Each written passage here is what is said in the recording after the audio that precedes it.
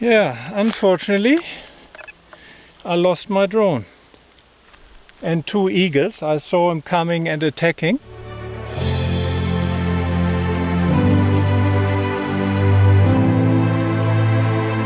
It has been 3 years since I was last in the Victorian High Country, and I must admit I forgot a little how good it is. In these series we drive steep hills and tight switchbacks where every mistake could have fatal consequences. We explore amazing river waterholes, and I found out what happens if 2 eagles attack a $3,500 drone. So strap yourself in for the ride.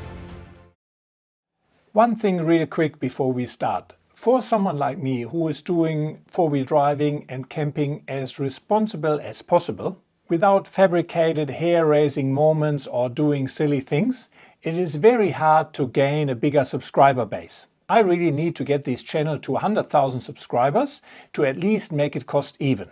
If you already are a subscriber, thank you very much. However, I know that the most of you watching are not yet subscribed. So please help me out and hit the subscribe button and click the notification bell. I do greatly appreciate your support and help. So enough of that, let's get back into the video. It's early morning, Victorian High Country. I got Wayne into getting into the cold water. Told him about Wim Hof and healthy, but not early in the morning, and now he has become this cold water monster and gets into that freaking cold water at 7 o'clock. And obviously I mocked him because he took that long to get in initially, so I can't bail out. But it's cold. We just came out, camera didn't run, and it is beautiful.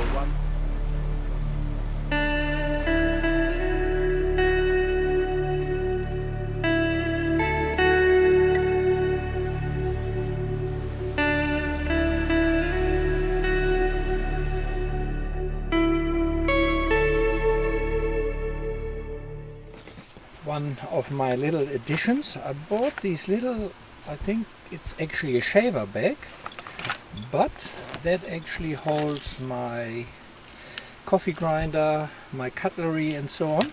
Otherwise it always flew around here in my drawer, so pretty handy little thing. Another gorgeous morning in the high country. Very good night's sleep I had, and now we have 10 to 8 and we make our way up Dingo Hill. That was a pretty steep climb, can be pretty rough and has some very tight turns and switchbacks with a long way down. Done it now for a few years, so we'll see what condition it is in. As I mentioned before, there's no shortage of water crossings in the Victorian High Country. We were lucky that all the crossings were fairly low, and this is the last crossing before we're gonna start the ascent of Dingo Hill. It looked like that Dingo Hill had recently been graded because it was in pretty good condition and posed no issue for any of our vehicles. However, this was in the dry. In the wet, the hill can change quite a bit. I wouldn't recommend Dingo Hill with a camper trailer. This is one of the many very tight switchbacks, and if you take a camper trailer up or down, you better be pretty good in reversing it.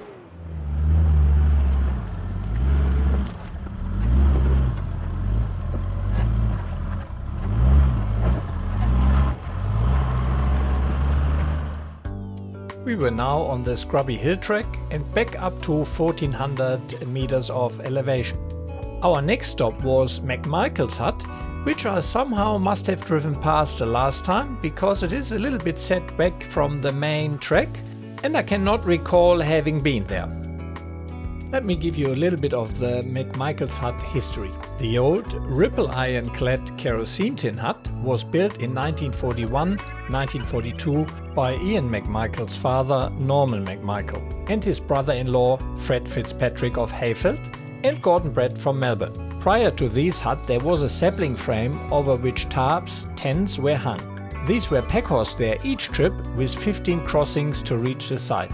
After Ian's father died in 1946, the lease was managed by his mother and Fred Fitzpatrick for a few years before being transferred to Eric Cummings of Glenmaggie. Bill Cummings and Jeff Gell, son of Eric and Claire, decided a new hut was required. In 1966-67, the present hut, which is a couple of meters to the north of the old one, was built. Once established, unfortunately the old hut was burned and the remnants removed. This hut has a permanent resident in form of a 5-foot-long red-belly blacksnake that has made a home underneath the hut. Some in our group managed to see the red-belly black, however, by the time I had the camera out, unfortunately the snake was gone. It'd certainly make a good shelter in adverse weather. It would be perfect. Yeah. Nice fire. There's not too much room for camping around the hut, however it made a good lunch spot and you could tuck in 1 or 2 cars on the side there, which would be actually quite nice. Not far from McMichaels Hut is the historic Kelly's Hut. Let me also give you a little bit of the history about it. Kelly's Hut is situated on Kelly's Lane in the area known as Holmes Plain. A beautiful wide open expanse with spectacular views. Kelly's Hut was built in 1934, making it one of the oldest huts in the Victorian High Country. The Holmes brothers gave this location its name while driving their cattle here from Eaglevale Run. James Kelly returned from World War I to take up grazing and is said to have built this hut. Kelly's Hut is socially, architecturally and historically significant for the close association with the alpine regions, grazing and cattleman history. In 2018, volunteers from the Geelong 4-Wheel Drive Club and park rangers, together with members of the Victorian High Country Huts Association, began restoration of this hut.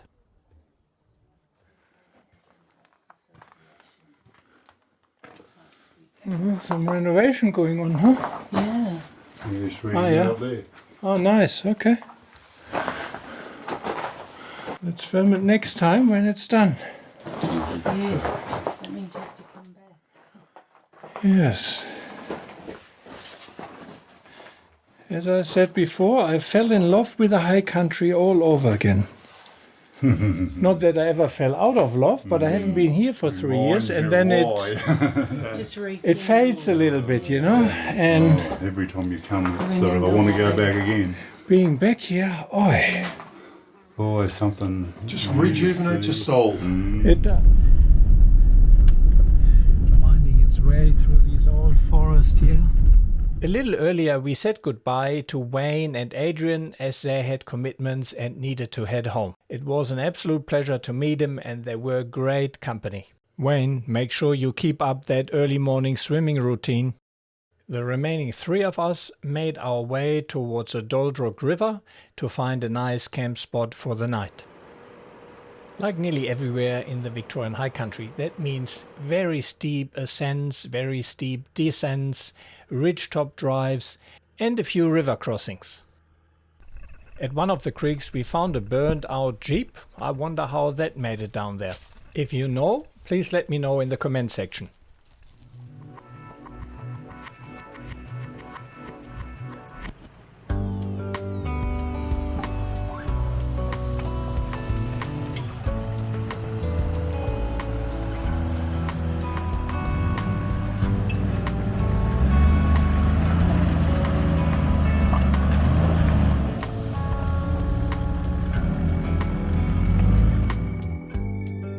Stephen again delivered with a beautiful secluded camp spot, and like every other camp we had so far beside the first night, we had it all to ourselves, which in my book makes it so much better. We had a little creek around 50 meters from camp, however it had no really swimmable waterhole.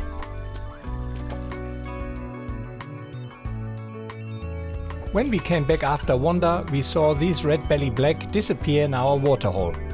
Stephen, we heard the kookaburras today. That's new. I had never heard that before.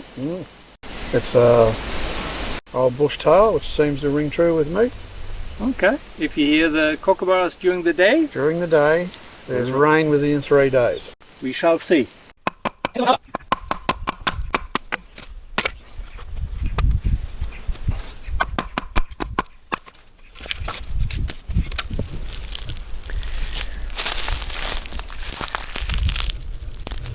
The flying seed pods of the sisal, also called sisal down, make a very good fire starter. Should spend more time on the bundle, but let's see.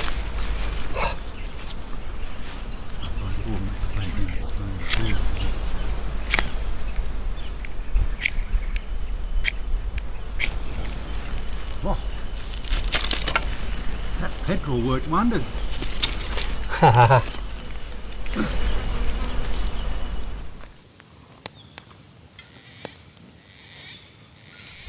So we're here in the high country, pretty remote.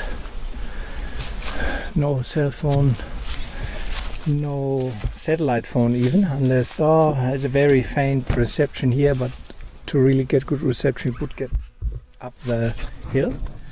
So important to carry is these. Let's have a quick look. Here it is. GME PLB. Case of emergency. Open. And we have the emergency beacon. Flip that up. Lift that up, flip that up, and then you activate the PLB, personal locator beacon, and help should be incoming, depending on where you are, within a few hours. Worst case scenario, within a day or two. Needs to be registered to your person or car, something I have a few of. I find the GME is small, 7-year battery life, and I like GME. So I only recommend, if you go anywhere remote, have a PLB with you. For me, a satellite phone is no replacement for a PLB at all. Satellite phone I carry, and it's great to carry, but not a replacement for PLB, and nor would be for me a Garmin InReach or Zoleo or a Spot 3, unless I was hiking. Then okay, and I need to be super light, then yes, but otherwise I always have one of them in the car. Big breakfast. Oh, I know. I wanted an early and quick dinner because I was planning to send Denis up and see what I can capture during the golden hour. I'm carrying some of the OnTrack meals for a few trips now, and I find them a very good addition to my meal planning. OnTrack meals. Chicken ginger curry, spicy. Rice, extra vegetables. Very nice. Can only recommend it. I decided to get a little closer to a rock formation and see how the sun sets on it. So I did send up Denis, the Mavic 3 drone, named after my adventurous good friend Denis Patel, the desert walker. After a little while of looking at the screen, I noticed a black swoosh going across the screen. I looked a bit closer and realized 2 wedge-tailed eagles checking out the drone. Over the years I had a few encounters with wedgies, but they all ended well with the eagle leaving after checking out the drone. However, these 2 wedgies were pissed off and had their eyes set on Denis. I tried a few evasive maneuvers, raising height, lowering height. I went into sport mode, but it's hard to outsmart 2 very agile wedgies. The whole affair ended with a strike from the wedgie, which resulted in the screen going black and me losing all control over Denis. I couldn't believe it, but I left the RC on for a few more minutes, but then started to get to terms with the loss of the drone and packed the controller away. $4,000 drone gone. Bloody hell, and there's no way we're gonna hike in there. That is super rugged country. It's not that far kilometer wise, but it's just, yeah, not possible. Shit. We moved another kilometer forward on the trek, and I waited for the light to drop on the rock formation to capture it with my video camera. So Stephen and I standing there, waiting for the sun to go down, and suddenly heard the familiar sound of a drone. But let me show you firsthand what I thought after we recovered the drone. I only filmed that on my iPhone. So, Denis is back. He came home. He's a good boy. I want to He see fought that off the eagles and he came home. I'm standing there. I switched my remote off, which I shouldn't have. I learned that now. And all of a sudden, Stephen, there's a drone. There's a drone. It's coming back. I switched the remote on. It was on the last 5% of battery. Just managed to land it somewhere on the track here. And Denis is back. Unbelievable. Stephen, I owe you one. I would have not looked for that freaking drone. So the eagle must have knocked it down. Reckon? It dropped, must have caught itself. Yes, without crashing to the ground. Yeah, crazy. And then came over the ridge. It must have come over the ridge. Or it couldn't have been lower than that ridge. It must have been still above that ridge. Shit. So here is what happened. I have the controller set to hover when signal is lost, simply because I often drive several kilometers with the drone following us, and I don't want it to return to the starting point if it loses connection. There were a few ridge lines between me and the drone. I already dropped height just before the eagle attack, and straight after the attack I lost connection, probably due to the eagle's interference and Denis losing further height and dropping behind the ridgeline. At this stage I assumed Denis had crashed because the screen went blank straight after the attack and I thought the drone went down. However, because the connection was lost, it sat there and hovered. Interestingly, when the battery reached the level from where it could not return home anymore, it switched from hover to return to home. Very good choice, DJI. A further obstacle was that the set return to home height was too low to get over the ridges. So Denis was smart enough to realize it needed to go above the set return home height to clear the ridge line. Another props for DJI for automatically doing that. And hence I managed to get Denis back even with all odds stacked against him. So that was an interesting learning experience. I think it's a great choice by DJI to, regardless of the setting, initiate return to home once the battery level reaches a point of no return. I always wondered what would happen in this case, but assumed that the drone would hover until the battery is exhausted and then crash. I think what DJI has done here is a very good solution and makes me even more confident to have the drone set to hover if losing connection instead of return to home. During the time when we lost Denis, we noticed these huge fly on top of Stephen's shoe. Beautiful beetle. It's a fly, actually. Fly? No. It's a fly. A fly. Yep. That is nuts. Is it a blowfly? I don't know. Can you take it on your hand and see what happens when it bites you?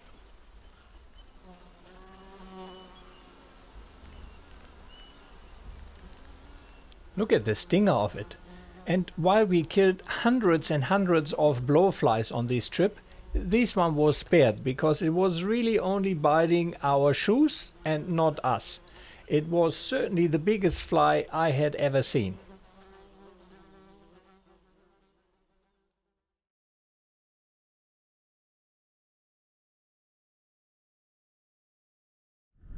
First time I'm using the small laser, the Sentinel Elite, the 7-inch.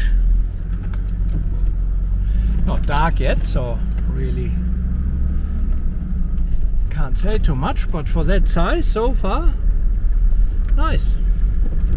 In the next episode we drive the OnTrack east and west to McAllister Gorge. On the way we have to drive a section ominously called Exhilarating Hill. I also give a few examples how tracks can change over the years, and we discuss treacherous water crossings. We also have the first rain and spend a mystical morning in and above the clouds. So stay tuned for the next episode.